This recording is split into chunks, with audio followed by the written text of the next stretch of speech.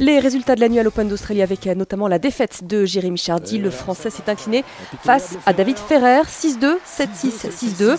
L'an passé, il avait atteint l'écart, d'où sa déception.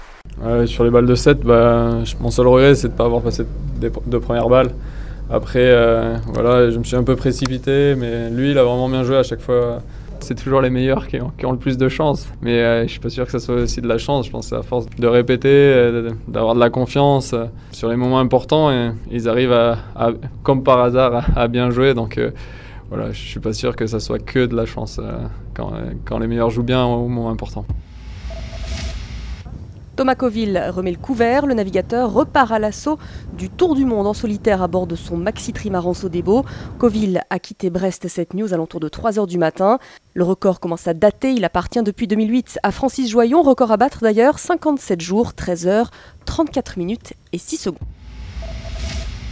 En pleine forme, Lionel Messi il a inscrit les 2 buts de la victoire contre Retafe hier soir, c'était de la Coupe du Roi. Le Barça est qualifié pour les quarts, un match qui pourrait se jouer d'ailleurs sans Neymar. Le jeune Brésilien a une entorse à la cheville, il passera des examens dans la journée. Et puis chez nous en Ligue 1, c'est un choc qui ouvre la 21e journée. Ce soir, Saint-Etienne, 3e, reçoit Lille, 4e. Les Verts qui ne comptent pas être délogés du podium. Si on gagne, on va se rapprocher évidemment de Lille.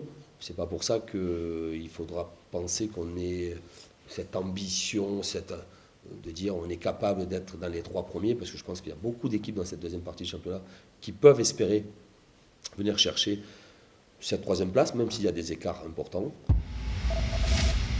Et puis du handball également au programme de la soirée. L'équipe de France dispute son 3e match de l'Euro contre la Serbie. Ce sera l'occasion de voir une nouvelle fois les frères Karabatic côte à côte sur le parquet. Quand l'un pointe le bout de sa barbe, l'autre n'est jamais très loin. Pour leur première grande compétition ensemble en équipe de France, Luka et Nikola Karabatic ne se quittent pas.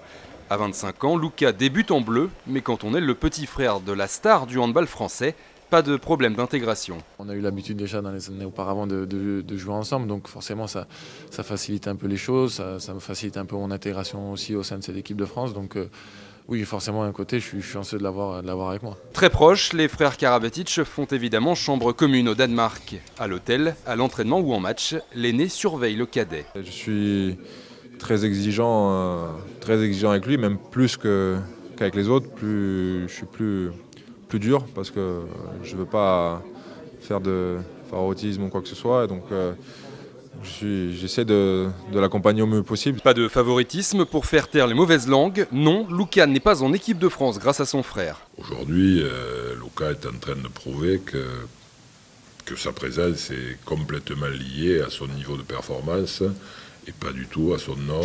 Un nom qui pourrait bien être de plus en plus présent en double sur les feuilles de match de l'équipe de France.